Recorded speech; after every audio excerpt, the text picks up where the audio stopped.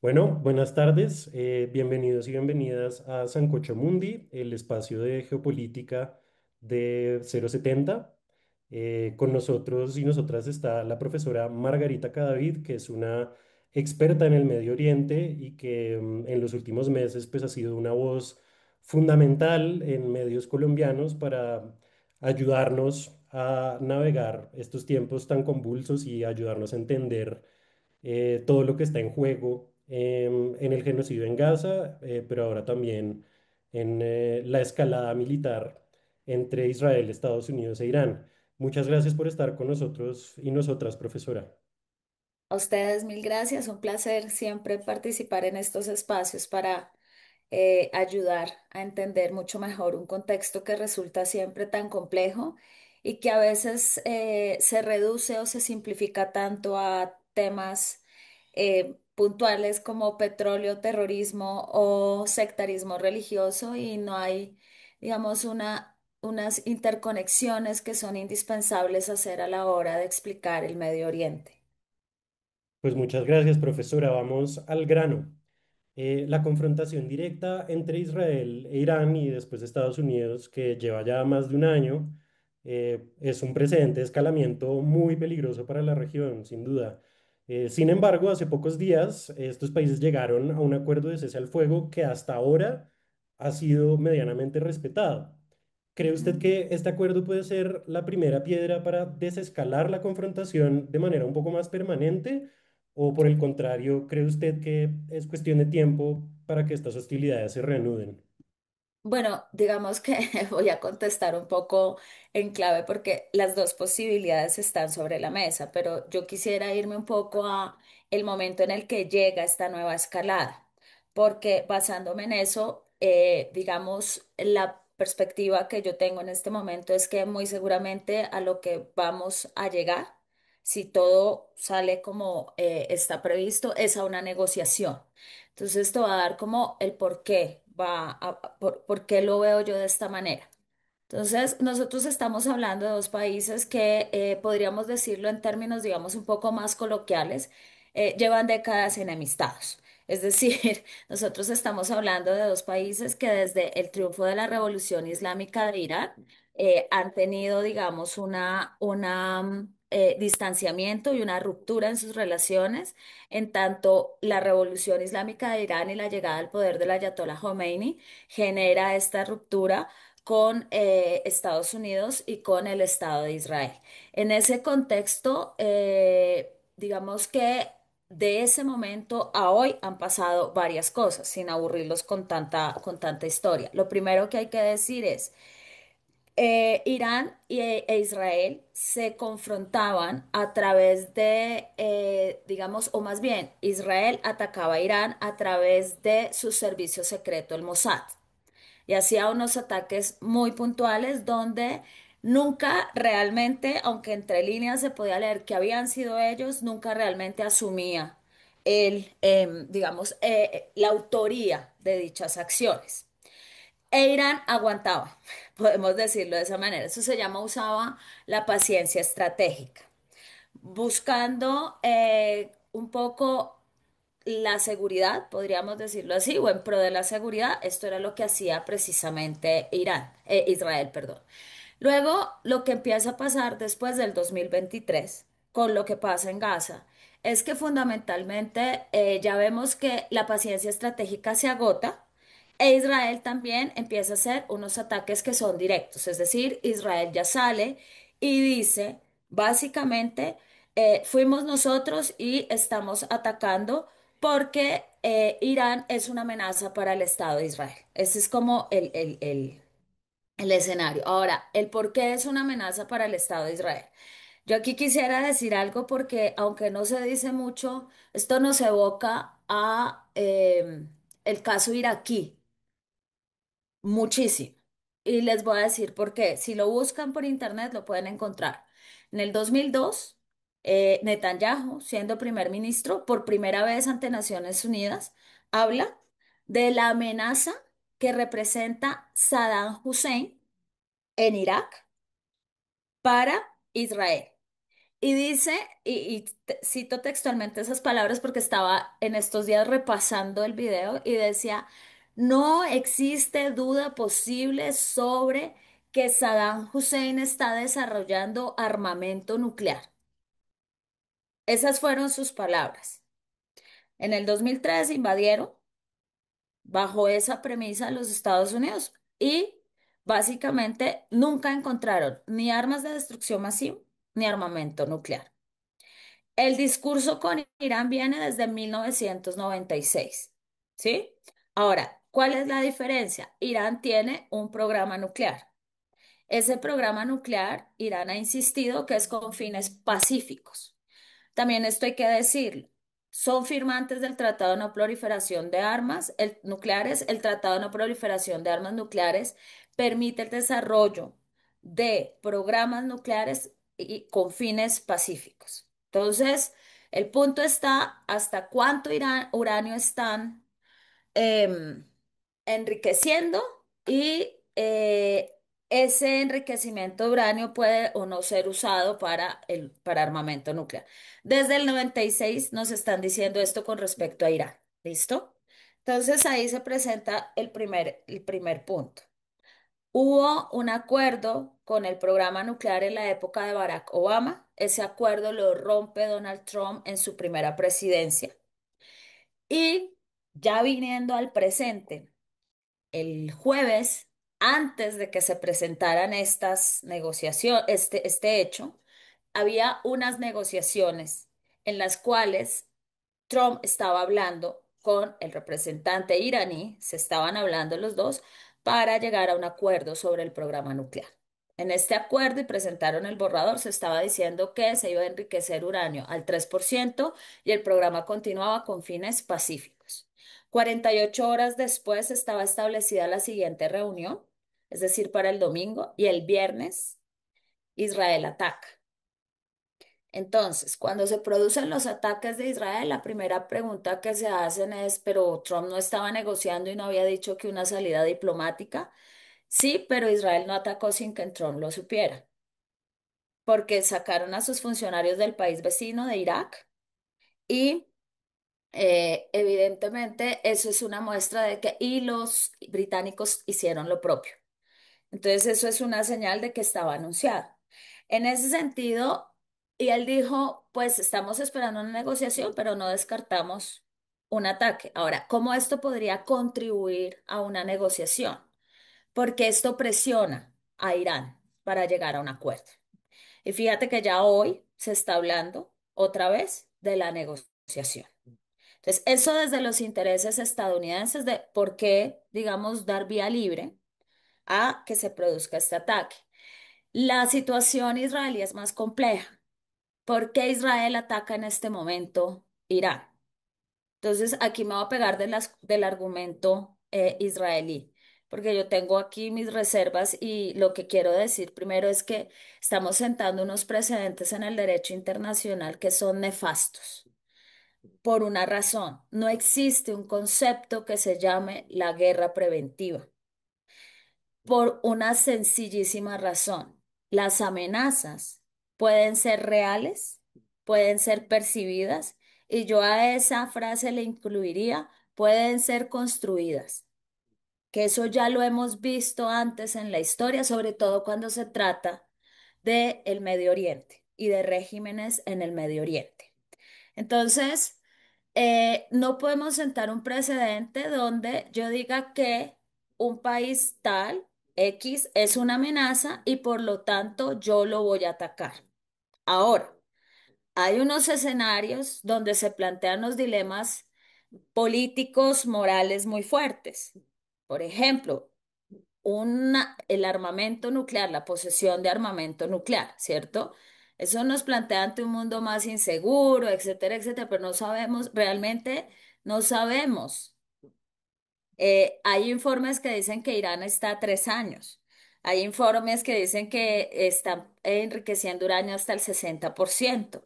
Tenemos lo que dice Israel, tenemos lo que dice Estados Unidos, pero ¿podemos creerles con los antecedentes que existen? Que esa es una buena pregunta y yo creo que es válida.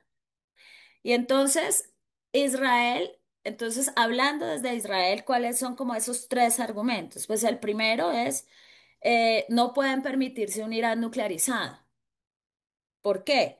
¿Porque es una amenaza para Israel? Sí, pero también hay otra cuestión, y es que Israel, que no es firmante del Tratado de No Proliferación de Armas nucleares, sí tiene armamento nuclear. Luego, un Irán nuclearizado cambia el statu quo en la región y tiene un mayor poder de disuasión frente a Israel. Y fíjate que eso tampoco le conviene a Arabia Saudita. ¿Ves? Entonces, porque cambia el juego de poderes, cambia ese equilibrio de poderes en la región. El segundo punto es, en el momento en que Netanyahu hace el ataque, si ustedes miran, es uno de los momentos donde tenemos una mayor presión frente y mayores voces hablando de lo que está pasando, del genocidio que está teniendo lugar en Gaza. Entonces, evidentemente, era una manera de desviar la atención de ese genocidio en Gaza y de esa situación. Porque claro, nosotros tenemos que ya estamos ante un escenario donde al principio la gente decía, bueno, no hablemos de genocidio, hablemos de actos de genocidio. Y así íbamos, ¿no? Terminando desviando la atención entre cómo definir una cuestión que es más que obvia para no tomar acciones al respecto. Pero ya tenemos acusaciones de genocidio, órdenes de arresto de la Corte Penal Internacional, los cuestionamientos de algunos países europeos. Y entonces lo que pasa es, no es desviar la atención sobre el genocidio, no es dejar de cometer los actos genocidas que está cometiendo, sino los ojos están puestos en Irán y mientras el foco mediático se mueve hacia Irán, en Gaza se está llevando a cabo un asedio total. Entonces, ahí obviamente también hay dos cuestiones de fondo. Sabemos que Netanyahu tiene unas acusaciones y juicios en ciernes. El juicio de corrupción que estaba desde antes de los ataques de Hamas, y el informe de seguridad donde dicen que efectivamente hubo una falla de seguridad en los atentados del 7 de octubre. Entonces, y fíjate que hay otra cosa, digamos, que para que no piensen pues que esto es teoría del complot ni nada, el día que paran, digamos, se acaba el cese al fuego por parte de Israel, era el día que Netanyahu tenía que presentarse en el juicio. Entonces, es una manera de Netanyahu de mantener sus alianzas con la ultraderecha, que es la coalición que él hace para mantenerse, para llegar mejor al poder y para mantenerse. Y obviamente es una forma de mantenerse en el poder. Y el otro punto era, evidentemente, hacer que Estados Unidos entre en la guerra. Digamos, aquí ya vendría el otro análisis que es un poco más complejo y es, Estados Unidos tiene su propia agenda. ¿Por qué Israel querría arrastrar a Estados Unidos en la guerra? Y aquí ya podría haber otro objetivo un poco más amplio. Y el otro objetivo sería producir la caída del régimen de los ayatolás. Y ahí sí yo vuelvo a la historia del Medio Oriente. Eso ya es un déjà vu. En ese mismo orden de ideas y volviendo a lo que les estaba contando de Irak, cuando Netanyahu dijo lo que dijo de Saddam Hussein en el 2002, dijo, aquí sí lo parafraseo porque no me sé las palabras textuales, que sacar a Saddam Hussein del poder iba a generar estabilidad en la región y que con Saddam Hussein fuera de Irak iba a caer también el régimen de los ayatolás. Hoy, todas estas décadas después, vemos que no pasó ninguna de las anteriores. No hay una democracia funcional en Irak. Irán amplió su influencia hacia Irak, mantuvo el poder y fortaleció su eje de la resistencia a través de todos estos grupos proxies. Eso con el ejemplo de Irak. Vámonos al ejemplo de Libia. Sacaron a Gaddafi y hablo de lo que fueron intervenciones, no de la primavera árabe, ojo, de intervenciones para modificar el régimen. Libia, Afganistán, ninguna ha logrado generar una estabilidad ni en el país ni en la región.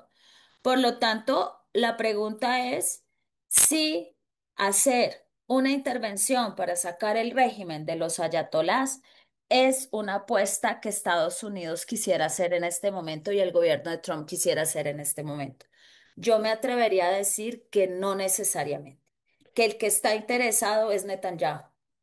Ahí, a ese respecto, quería preguntarle precisamente, pues como por esa descoordinación de las intenciones entre Israel y Estados Unidos, porque, por ejemplo, el miércoles pasado, John Ratcliffe, el director de la CIA, dijo que los ataques sobre estas instalaciones de enriquecimiento de uranio de Irán habían sido exitosas y habían sido totalmente devastadoras, pero también hay muchas fuentes que dicen que Irán, con mucho tiempo de antelación, Había movió todos sacado. esos materiales estratégicos de, pues de estas, digamos, de estas posiciones.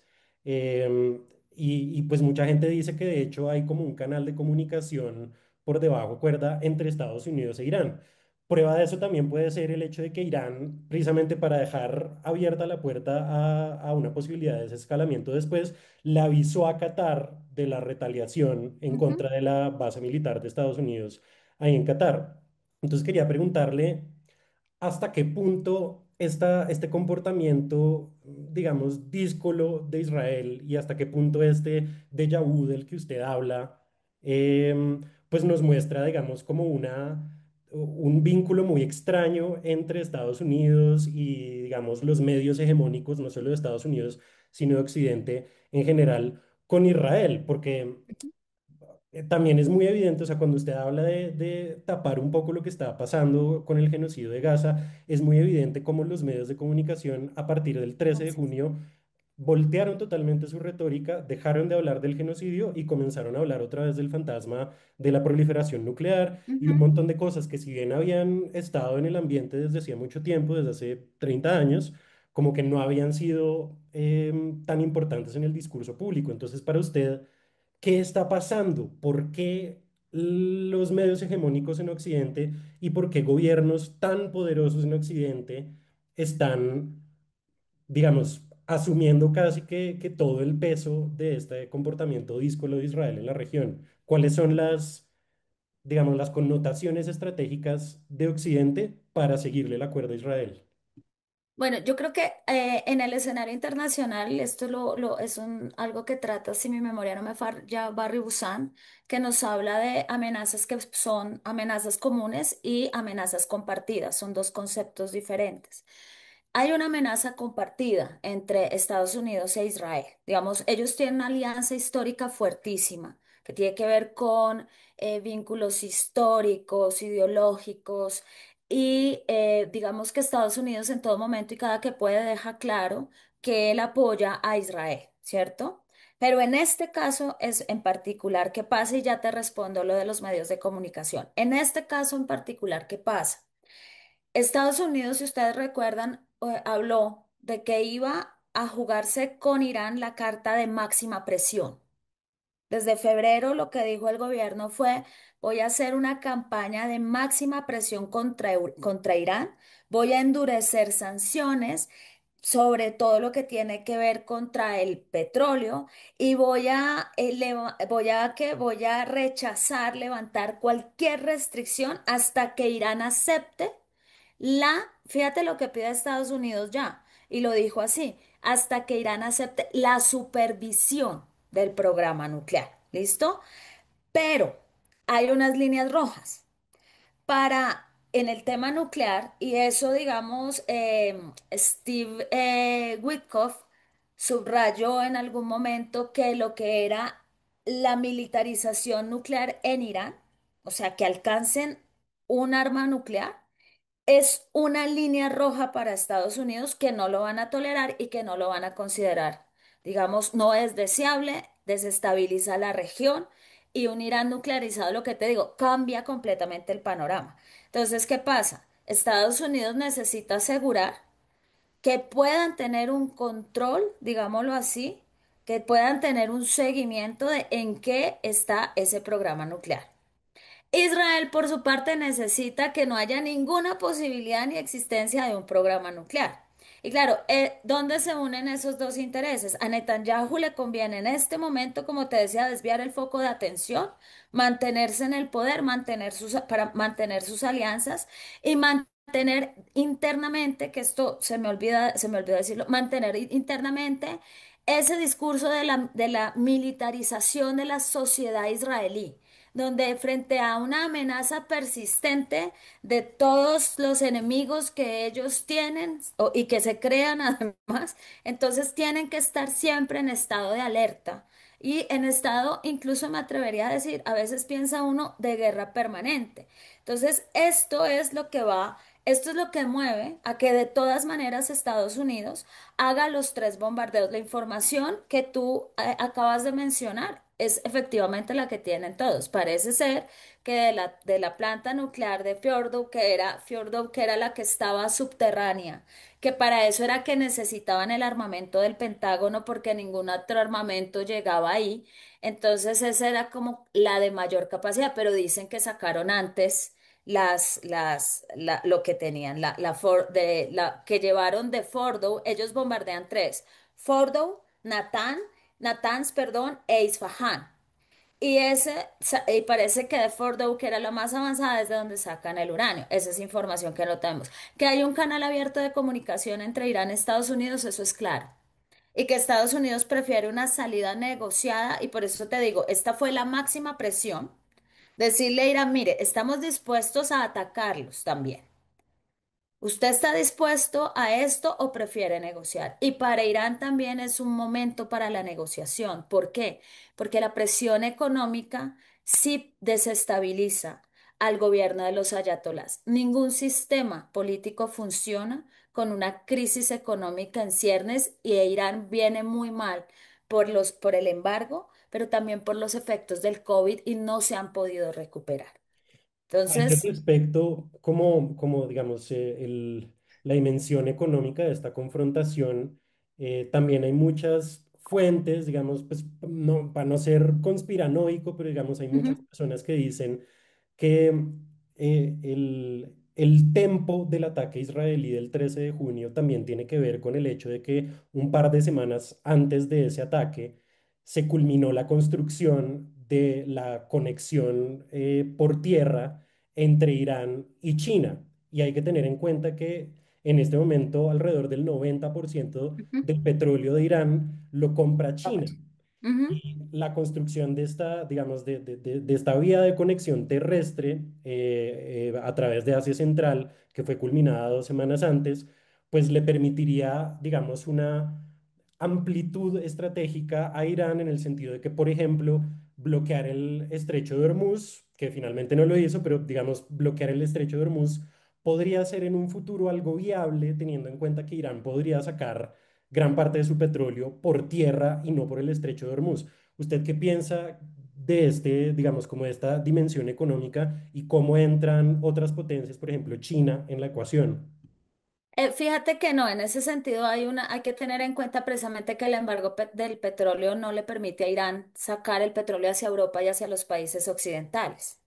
Porque precisamente el que se puede saltar las sanciones, el embargo es China porque es miembro del Consejo de Seguridad y él no se va a imponer una sanción a sí mismo, un poco lo como pasa con Rusia, ¿sí? Entonces, es más, fíjate que Irán ya no juega con el estrecho de Hormuz porque él sabe que ese es el punto más sensible. Solamente se ha cerrado una vez el estrecho de Hormuz. Fue durante la guerra entre Irán e Irak en los 80. Inmediatamente Estados Unidos movilizó tropas. Ahora, esa sería la jugada estratégica y ese sería por eso te digo que Irán tampoco está dispuesto a una confrontación más allá de esto, porque si ellos hubieran querido, cierran ellos el estrecho de Hormuz y acordémonos que su grupo proxy en Yemen, los hutíes, tienen el Bab el Abdem. Luego, el estrecho de Hormuz que queda entre Irán y Y Oman. Sí. Oman, en este punto que es por donde sale el petróleo de todo el Medio Oriente, cruza el gas licuado de Qatar, por ejemplo, y llega. hacia el otro lado, que es unas cuadras más allá, hacia occidente, suben por el Mar Rojo, pasando el estrecho del Bab el Abdén y llegando al Canal del Suez para llegar a Europa. O sea, si cierran esos dos, ¿qué tienen que hacer? Se sube en costos el 300% por el tiempo, porque tienen que circunnavegar África. Entonces ahí es donde tú dices, aquí de verdad no están tan dispuestos a ampliar esto mucho más, sobre todo teniendo en cuenta el tema de los precios del petróleo y del gas para Europa, que perdió el gas, el gas ruso y que ya está en unas condiciones. Entonces, fíjate que los informes dicen que es China la que le dice a Irán que no vaya a cerrar el estrecho de Hormuz. O sea, el que está ganando profundidad estratégica realmente en este escenario es China. Irán que está ganando un apoyo fuerte internacional de una potencia como China. Entonces, es más, digamos, por ese juego de esa nueva ruta esta nueva ruta, digamos, de la seda, el One Belt One Road. Y China inclusive ha mantenido, digamos, una dependencia, como tú lo decías, del petróleo iraní. Alrededor del 10% de las importaciones del petróleo chino provienen de Irán y por eso mismo buscaba la estabilidad del estrecho de Hormuz. Entonces, de todas maneras, fíjate que China les compra el petróleo a todos estos que están, eh, son parias dentro del sistema internacional, pero se los compra más barato. Entonces, ahí es donde está el quid del asunto. Entonces, te decía, pero esto, a pesar de que ellos dicen ya para cerrar la idea del régimen de los ayatolas, no hay nada mejor para cohesionar a la sociedad frente a un gobierno que un enemigo externo. Entonces, pueda que sí, en términos de la debilidad del régimen, que dicen algunos que Irán no es tan fuerte militarmente, que podrían someterlo militarmente y precipitar un cambio de régimen movido desde el exterior, como ponían los ejemplos anteriores, sí, eso es posible. Pero yo creo que la gente iraní tiene un orgullo imperial porque esto fue el imperio persa, ¿sí? Y no nos podemos olvidar de ese pasado de las naciones. En este momento están haciendo bloque frente a su país, no tanto en la defensa del régimen, pero sí de la soberanía iraní. Entonces ahí ese es otro cálculo que hay que hacer. Frente a los medios de comunicación, yo creo que a Europa le tocó y a muchos medios de comunicación les ha tocado empezar a llamar las cosas por su nombre y romper un poco, y si se me permite esta expresión, la fábula moral de buenos y malos. Porque la gran pregunta, y entonces los buenos son las democracias occidentales y los malos son el resto del mundo. Y yo me pregunto en este momento si Israel realmente es una democracia, cuando es un estado que viola los derechos de las minorías palestinas. No hablemos de Gaza y Cisjordania, pues hablemos de los que viven dentro de sus territorios, que es un régimen que toma estas decisiones y claro, cuando tú ves las imágenes que vemos, es que es imposible negarlo.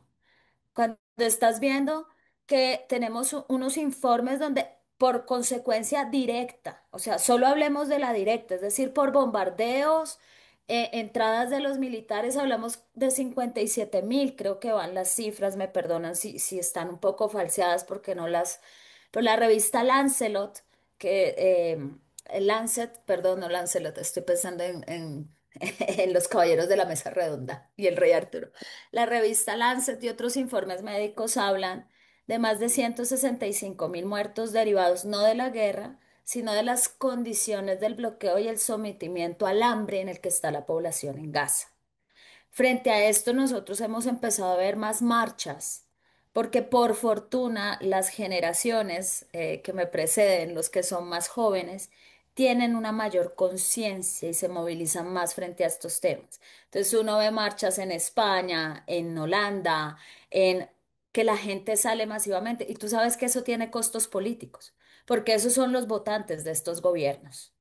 Eso se lo cobran a sus gobiernos y yo creo que eso Más que para los gobiernos, digo yo, más que una cuestión humanitaria o de un acto de contrición donde dicen, "Ay, si verdaderamente nos equivocamos, es que hay una mayor presión. Y los medios de comunicación están haciendo lo mismo. De ahí se deriva, desde mi punto de vista, el cambio, algo que ya es demasiado obvio, ya no tenemos cómo negarlo. O sea, aquí ya no hay manera de decir eso no está sucediendo.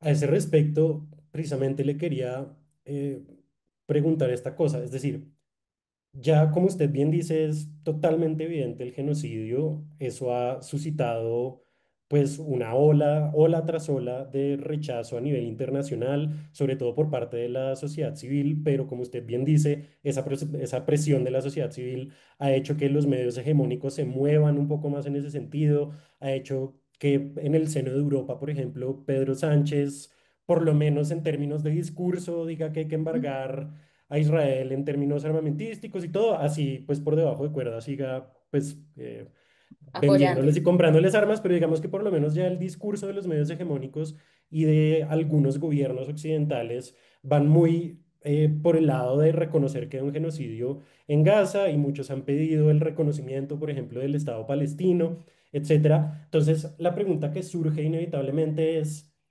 ¿cuál es el propósito último de Israel? Porque en este momento a mí me parece que Israel casi que está quemando todas sus cartas, se está volviendo un paria, está menoscabando totalmente su prestancia a nivel internacional. Como usted bien dice, está suscitando muchas dudas con respecto a si es una democracia plena o no.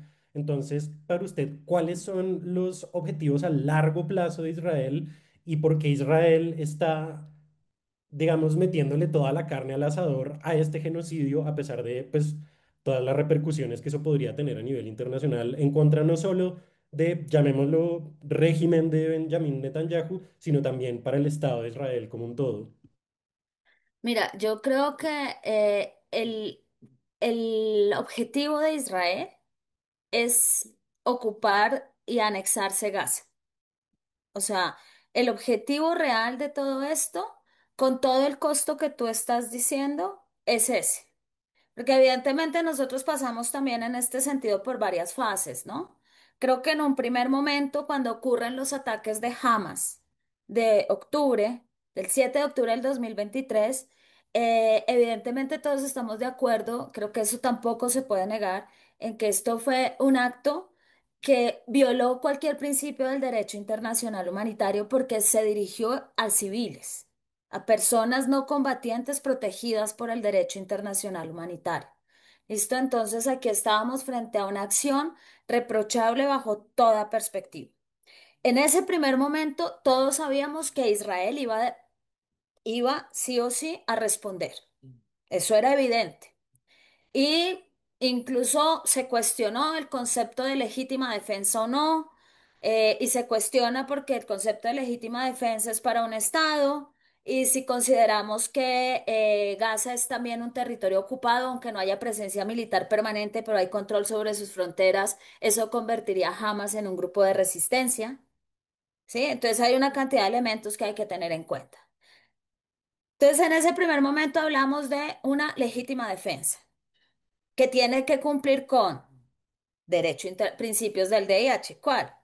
Proporcionalidad y el respeto a el principio de distinción, civiles y, digamos, civiles, combatientes, no combatientes, lugares que son objetivos militares y que no, y una proporcionalidad que tiene que ver con la ventaja militar que puedes obtener. Meses después ya estábamos frente a un castigo colectivo de la población prohibido por el derecho internacional. Llevamos más de 600 días en esto. En el 2024, un año después, estaban presentando un plan. Esto escandalizó este año, pero esto venía desde hacía tiempo. Estaban ellos presentando un plan de, mire, lo que vamos a hacer es, desplazar la población del norte de Gaza, que eso fue lo primero que hicieron, si tú recuerdas, desplazar la población del norte de Gaza, crear unos centros urbanos, son dos propuestas que se hicieron, creamos unos centros urbanos con una población escogida por nosotros, que nos cree esa profundidad estratégica, que entre mis enemigos y mis fronteras haya un colchón, digamos, de seguridad y todo el resto de la población hacia el sur. Y los que no se quieran mover, los sitiamos y que mueran de hambre. Ya luego pasamos a un plan que no era solamente el norte, sino toda Gaza, y nos dijeron, sin ni siquiera sonrojarse, porque a mí esto sí me parece inaudito, que los gazatíes se vayan. Y vamos a crear un resort en la franja de Gaza, desconociendo el vínculo que una población tiene con su tierra, desconociendo el derecho de los palestinos a su tierra también. Entonces, aquí estamos hablando de que hay, para mí, dos objetivos que están puestos ya sobre la mesa. Uno es la anexión de Gaza. Ahora, ¿por qué anexarse Gaza? Gaza venía en una situación donde ya en el 2010, mira lo que son las cosas. En el 2010 se decía que Gaza no iba a tener capacidad de sobrevivir la población en Gaza el 2025, precisamente porque Israel controla desde el 2010, es que el bloqueo no es nuevo, lo que entraba a Gaza, dónde pueden cultivar, el agua potable, todo. O sea, Gaza es como un asedio medieval. Ya estamos a 2025 y estamos viendo cómo someten a la población a actos de genocidio. No hay comida. Están a, consumen 250 calorías al día. O sea, los niños nacen con desnutrición. Hay una parte de la que no se habla, que hace poco de una entrevista sobre eso, y es el enfoque de género en la guerra. La situación de las mujeres palestinas, mujeres gestantes. Y la gente puede decir, pero ¿a quién se le ocurre embarazarse en tiempo de guerra? ¿Cómo obtienen métodos de anticoncepción en tiempos de guerra? Son mujeres que quedan desprotegidas, sometidas a la violencia sexual. Entonces, cuando tú ves este escenario, tú dices, aquí el objetivo es Gaza, sin la gente. Los que se quieran quedar se quedan bajo mis normas. Entonces es la anexión de Gaza por un lado y por otro, para mí sí hay una clara intención de Netanyahu de mantener la guerra, porque mientras la guerra se mantenga, él se va a mantener en el poder. Eso es clarísimo. A ese respecto, sobre, digamos, la ampliación de la profundidad estratégica de Israel, quería irme un poco más al papel de los países árabes, porque uno hasta cierto punto, obviamente uno no comparte, pero sí entiende la posición de Europa, porque pues desde Europa y desde Estados Unidos, pues hay un Hay una deuda racismo. moral. Exacto, y digamos, tienen una deuda moral por el Holocausto en el siglo XX y también, digamos, hay un racismo estructural en Mm, Occidente que hace que pues jerarquiza el sufrimiento de las personas y obviamente pues la población árabe pues digamos está mucho más abajo en la jerarquía del sufrimiento para Europa, entonces uno hasta cierto punto entiende esa posición europea y estadounidense y canadiense, pero sí le han caído muchas críticas a los países árabes, porque en estos casi 2 años hemos visto pues una variedad digamos, de reacciones por parte de estos países. Algunos condenan vehementemente, pero otros simplemente se quedan callados. En el caso de la confrontación con Irán, a pesar de que, digamos, por ejemplo, Arabia Saudita tiene su propia guerra proxy con Irán en Yemen y ujú. pues, muchas cosas que se entretejen, pero digamos, en esta confrontación con Irán, muchos países árabes, de hecho, le ayudaron a Israel a interceptar los misiles con los que Irán atacó al régimen sionista. Entonces, ¿usted cómo evalúa esta posición como de equidistancia incluso que han asumido los países árabes y cómo usted lo liga un poco con esta agenda de Israel de ampliar sus fronteras, porque también estamos hablando del Gran Israel, ¿no? Y si uno se pone a ver el mapa del Gran Israel, incluye a la península de Sinaí, incluye prácticamente toda Siria, incluye medio Irak, incluye de hecho el norte de Arabia Saudita. Ujú. Entonces, ¿cómo, o sea, cómo es posible que los países árabes tengan esta reacción como de equidistancia cuando no solo están matando de hambre a sus hermanos y están cometiendo un genocidio en contra de sus hermanos palestinos, sino que también hay un régimen díscolo etnonacionalista que tiene una agenda a largo plazo que en últimas también los va a Nos va a afectar. perjudicar a ellos, exacto. Ujú. ¿Cómo ve esto usted? Bueno, aquí hay que decir depende de frente a quién estamos hablando, me alío o no me alío con Israel. Me explico. En política internacional esto se decía con respecto a Estados Unidos, pero se puede extrapolar a cualquier país. No tiene amigos, tiene intereses. Entonces, eh, precisamente, digamos, cuando se trata de Irán, hay que entender que Irán es persa, no árabe, es chií, la mayoría son sunís.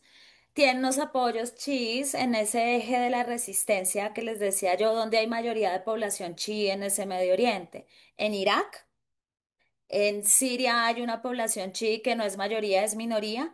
En Yemen, ¿cierto? Irán es el que más población chií tiene. Entonces, evidentemente, si tú coges un mapa, ¿ves? En ese eje de la resistencia hacen como una suerte de cinturón. Y en el Líbano también, que tienen a Hezbollah, por supuesto, se me olvidaba el más importante, hacen como un cierre donde dejan a Arabia Saudita encerradito, ¿ves? Entonces, y los países del Golfo. De ahí, el único que tiene una posición, digamos que, porque además lo sacaron lo sacaron del Consejo de Cooperación del Golfo a Qatar por su apoyo a Al Jazeera y a la Hermandad Musulmana y Egipto entonces se quejó. Qatar es el que tiene una relación cordial y que se está jugando, digamos, su carta en política exterior a ser un mediador y a ganar como potencia regional con ese rol de mediador. Y hay que decirlo, lo ha hecho bien, porque todo el mundo ve lo que está pasando en Gaza, pero él tiene otros antecedentes en Marruecos y en otros lugares donde ha funcionado como mediador. El Mundial de Fútbol es una muestra más de ese soft power y ese posicionamiento regional de Qatar. Entonces, diciendo esto, cuando se trata de Irán, todos es contra Irán, básicamente, si lo decimos de esta manera. Y el espacio de la primavera árabe y y la desestabilización de muchos territorios de la primavera árabe abrió esos espacios para que hubiera una confrontación no directa. Por eso se habla de una guerra fría en el Medio Oriente entre las dos potencias regionales, que son Irán y Arabia Saudí, luchando por un liderazgo que no está puesto en términos ideológicos, pero religiosos se podría ver entre sunís y chiís. Eh, Haciendo, digamos, una analogía un poco grosera, si se me permite, pero para que se entienda. ¿Listo? Cuando se trata de Palestina, ¿qué había pasado? Entonces, nosotros tenemos que ver que ha habido, digamos, una solidaridad histórica con los palestinos en el Medio Oriente. Sin embargo, esa solidaridad histórica ha ido cambiando a lo largo de la historia, valga la redundancia. Entonces, desde la creación del Estado de Israel, nosotros tenemos que, sobre todo en la década de los 50, con Nasser, con esta idea del panarabismo, esos lazos de solidaridad eran mucho más fuertes. Con la Guerra de los 6 días, hubo una declaración en Jartum que fue la de los tres no. No a la paz con Israel, no a las negociaciones con Israel, no al reconocimiento de Israel. Se llaman los tres no. Y armaron un bloque frente a esto. Pero luego Egipto, en unas condiciones económicas muy complejas, porque había perdido precisamente la península del Sinaí y el control total del Suez, empieza a verse a gatas cuando decían es que en Egipto no había revoluciones. Perdón, a Sadat le hicieron una revolución que se llamó las revoluciones del pan y se tambaleó el gobierno en algún momento y a Sadat, ¿qué le tocó hacer? Negociar con Israel porque necesitaba acercarse a los Estados Unidos y ahí surge después Camp David.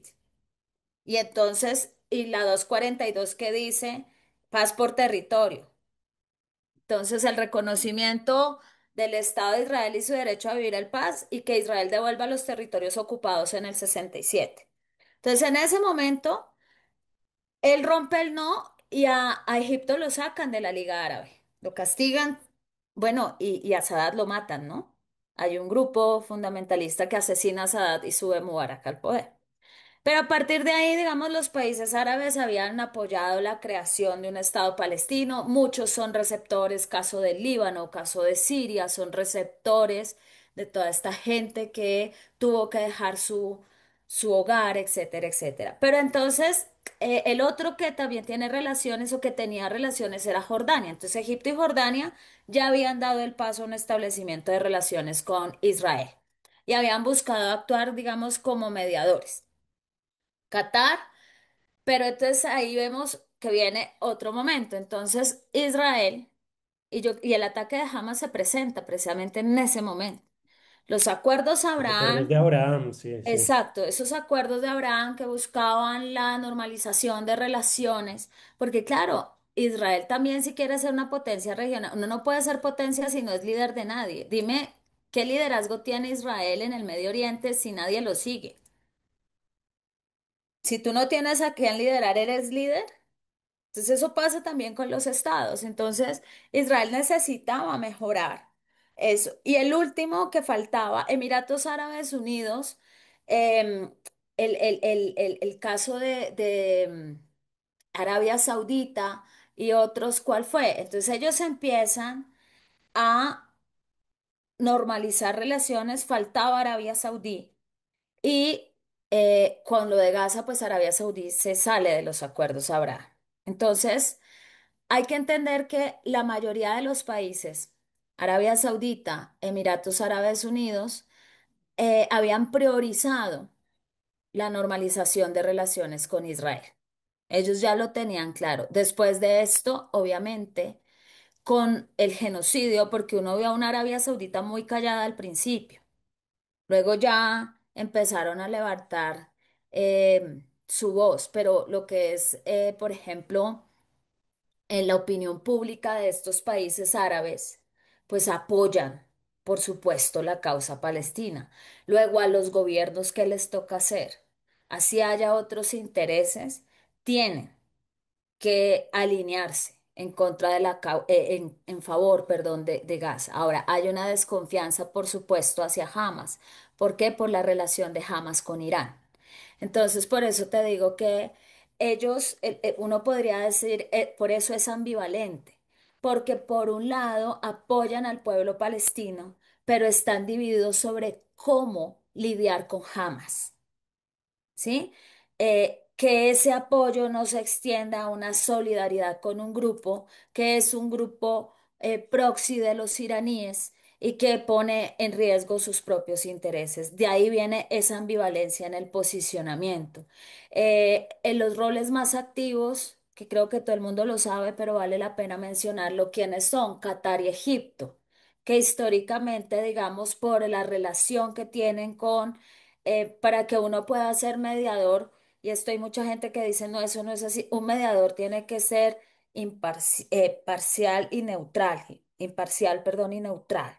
En ese sentido, usted no puede favorecer a ninguna de las partes. Entonces, Israel y Qatar, perdón, Egipto y Qatar han jugado en ese rol y Egipto lo hace Qatar para posicionarse en la región, Egipto, porque no puede permitirse que se le desborden a Egipto. Lo han criticado mucho por no abrir las fronteras, pero a la gente se le olvida que Egipto ha recibido muchísimos refugiados desde Sudán y que las condiciones de Egipto, pese a lo que digan, no tiene la capacidad de recepción para todos estos migrantes y el gobierno lo sabe, pero tiene que actuar porque si no se le viene la población encima. Entonces, el otro elemento es que algunos piensan en la estabilización de la región a través de una paz con Israel, por eso aceptaron los acuerdos Abraham, pero en este momento eso pues es completamente impopular. Entonces es mejor mantener o la boca cerrada, plantarse en la línea de resistencia, de como lo hace Irán, que no es árabe sino persa, como lo decía, de decir Sí, sí, sí. nosotros es la cuestión palestina.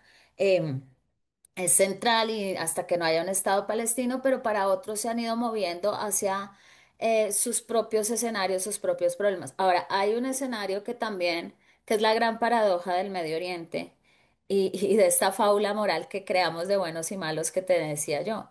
En Siria tenemos a un líder de un grupo que todavía no ha salido de la lista de terroristas de Estados Unidos, todavía no los han sacado.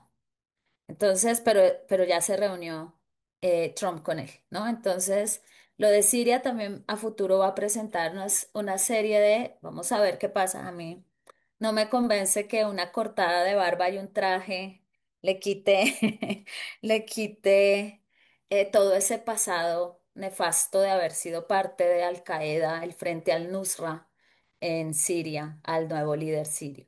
Entonces es un escenario muy, muy complejo donde cuando analizas cada país, el movimiento estratégico de los estados tiene que ver con elementos históricos, religiosos, ideológicos, pero no se reduce solo a eso. También estamos en un momento de la historia donde cada uno está intentando posicionarse lo mejor dentro de ese espacio y, por ejemplo, Arabia Saudita se le está jugando el todo por el todo para obtener ese papel de líder regional. E Irak era el otro competidor, pero Irak lo deja por fuera Estados Unidos con todo lo que pasa. Y hay otro jugador en la región muy importante que también se está jugando, y fíjense que eso es bien interesante, se está jugando sus cartas, pero la está jugando en Europa, que es Turquía, con la guerra entre Rusia y Ucrania, pero no se olvida tampoco del Medio Oriente. El águila bicéfala que miraba a Asia y a Europa, que era el águila bicéfala de Bizancio y que después la hereda por la posición geográfica del Imperio Otomano. Yo creo que Erdogan está planteando una política exterior.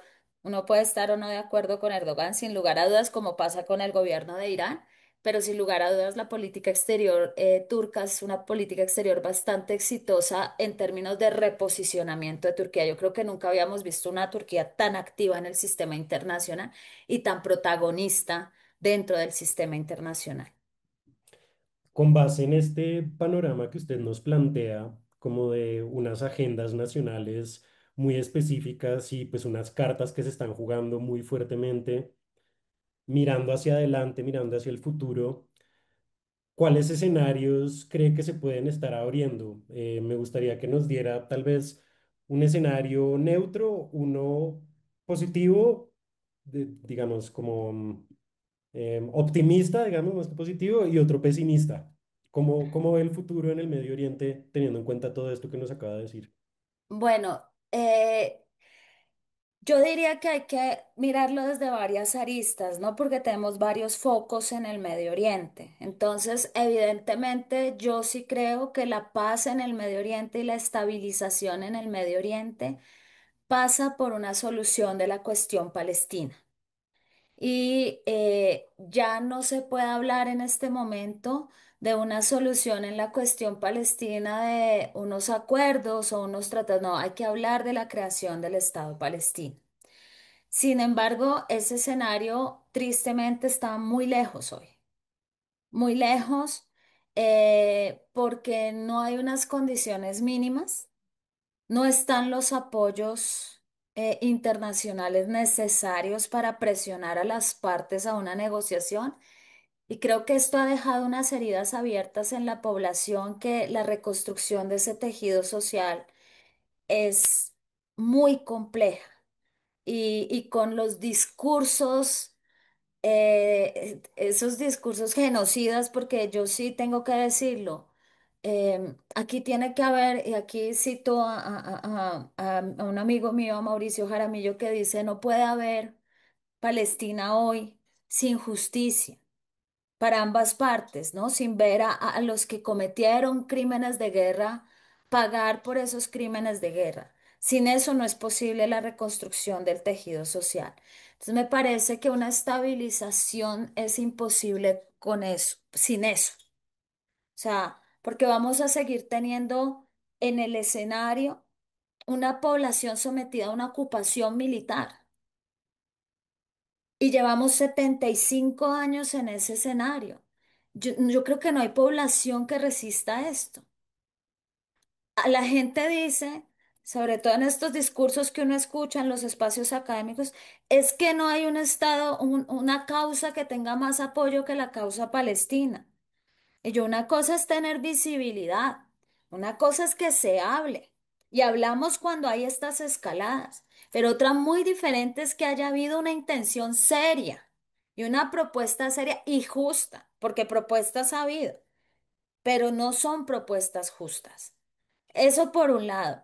Yo creo que frente a Irán es posible, ojalá no esté pensando con el deseo, es posible que nos estemos acercando a una nueva negociación entre Irán y una supervisión constante del programa nuclear. Lo que pasa es que como en el Medio Oriente todo es tan sensible y una cosa, un suceso puede ser la chispa para eh, reventar cualquier cosa, Israel no está interesado en esto. Entonces por ahí puede venir el quiebre. Entonces es difícil cuando nosotros nos preguntan los escenarios posibles porque es como con bola de cristal, pero uno lo que hace es tener en cuenta como los elementos de la historia y estas situaciones que nos permitirían afirmar, ¿no? Entonces, yo creo que el tema de acuerdos Abraham quedará frenado. Quienes ya normalizaron relaciones con Israel seguirán en esa dinámica. Eso fue lo que vimos, por ejemplo, con Emiratos Árabes. Los que han tenido históricamente esa posición, digamos, neutral o intermedia, la mantendrán.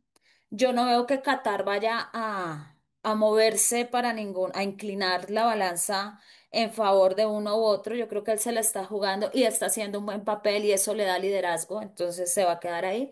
Entonces yo creo que podríamos acercarnos en el caso de Irán a una negociación y en el caso de Gaza yo sí creo que es necesaria los dos escenarios son el genocidio continúa hasta que Israel logra su propósito de anexarse Gaza completamente o la comunidad internacional le para los pies a Netanyahu.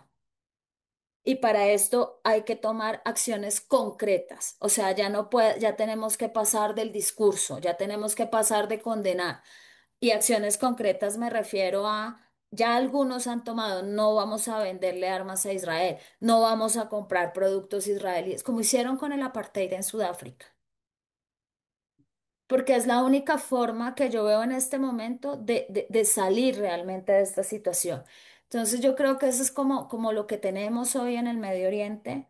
Me parece que estamos lejos de una estabilización del Medio Oriente y me parece que estamos lejos, entre otras cosas eh, porque no hemos entendido, porque tenemos esta superioridad donde creemos que somos nosotros los llamados a ir a imponer y a solucionarles sus problemas y interrumpimos los procesos internos que tienen estas sociedades. Eso por un lado. Y por otro, em, hay que decirlo también, esta doble moral que manejamos cuando analizamos, cuando hablamos el orientalismo del que hablaba Edward Said, yo creo que no contribuye a tener una visión realista de lo que es el Medio Oriente. Creo que el gran ganador, tristemente en estos escenarios siempre hay alguien que gana algo. Yo creo que el gran ganador en este escenario ha sido el sur global